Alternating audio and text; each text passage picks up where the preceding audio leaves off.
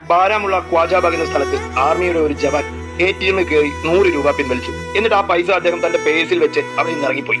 അടുത്ത ദിവസം അദ്ദേഹം വീണ്ടും വന്നു. പിന്നെയും 100 രൂപ എടുത്ത് പേഴ്സിൽ വെച്ച് അദ്ദേഹം തിരികെ പോയി. അങ്ങനെ കുറെ അധികം ദിവസം ഇത് തുടർന്നുകൊണ്ടിരുന്നു. ആ ATM കൗണ്ടറിൽ ഡ്യൂട്ടിയിലുണ്ടായിരുന്ന സെക്യൂരിറ്റി ഗാർഡ് ഇത് എല്ലാ ദിവസവും കാണുന്നുണ്ടായിരുന്നു. അതിനെപ്പറ്റി ചോദിക്കണമെന്ന് അദ്ദേഹത്തിന്റെ മനസ്സിലുണ്ടായിരുന്നു എങ്കിലും ആർമിയുടെ ഡ്രസ്സ് കാണുമ്പോൾ ഉണ്ടായിരുന്ന മുൻകാല പേടി കാരണം അദ്ദേഹം അത് ചോദിച്ചില്ല.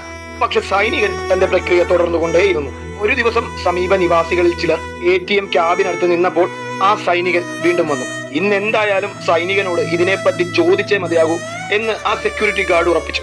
കാരണം സൈനികൻ ഇതിന്റെ പേരിൽ ദേഷ്യപ്പെട്ടാൽ സമീപവാസികൾ അവിടെ ഉള്ളതുകൊണ്ട് അയാൾക്ക് മാനസികമായ ഒരു ധൈര്യം കിട്ടി. സെക്യൂരിറ്റി ഗാർഡ് ആ സൈനികനോട് ചോദിച്ചു, സർ, നിങ്ങൾ ദിവസവും വന്ന് ഈ 100 രൂപ എടുക്കുന്നതിന് പകരം ഒരാഴ്ചത്തേക്ക് താങ്കൾക്ക് എത്ര പൈസയാണോ വേണ്ടത് അത് ഒന്നിച്ചെടുക്കുന്നതല്ലേ നല്ലത്?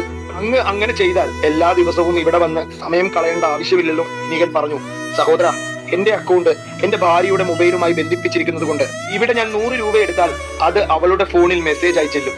അങ്ങനെ അവൾക്ക് മനസ്സിലാകും എന്റെ ഭർത്താവ് ജീവിച്ചിരിപ്പുണ്ട് എന്ന്. ഞാൻ പറയാതെ തന്നെ ഇവിടുത്തെ നെറ്റ്വർക്ക് എങ്ങനെ വർക്ക് ചെയ്യുന്നു എന്ന് താങ്കൾക്ക് അറിയാവുന്നതല്ലേ. അതിനാൽ എനിക്ക് ദിവസവും വീട്ടിൽ ഫോൺ ചെയ്യാൻ കഴിയാറില്ല. കാശ്മീരിൽ നമ്മുടെ സൈനികരുടെ സ്ഥിതി ഇതിലും കഷ്ടമാണ്. രാവിലെ ഡ്യൂട്ടിക്ക് പോകുന്ന സൈനികന് വൈകിട്ട് തിരിച്ചു വരാൻ കഴിയുമോ എന്നറിയില്ല. എങ്കിലും ഒട്ടും പതറാതെ ആരോടും പരിഭവമോ പരാതിയോ ഇല്ലാതെ വെയിലെന്നും ചൂടെന്നും മഞ്ഞെന്നും മഴയെന്നും ഇല്ലാതെ രാജ്യത്തെ സംരക്ഷിക്കുന്നു. ചിലര് നമ്മുടെ പട്ടാളക്കാരെ അപമാനിക്കുന്ന രീതിയിൽ പറയും, അവർക്ക് ശമ്പളം കിട്ടുന്നില്ലേ? ശമ്പളത്തിന് വേണ്ടിയല്ലേ അവർ ജോലി ചെയ്യുന്നത്? അവരോട് പറയാനുള്ളത്, ശമ്പളമല്ല സഹോദര, കറയറ്റ ദേശസ്നേഹമാണ് അവർക്ക് ഇതിനെല്ലാം പ്രചോദനം നൽകുന്നത്. നമുക്ക് ഓരോരുത്തർക്കും മനസ്സിൽ നിന്ന് 1000 സല്യൂട്ട് നൽകാം നമ്മുടെ ധീര ജവാന്മാർക്ക്. ഭാരത് മാതാ കി ജയ്.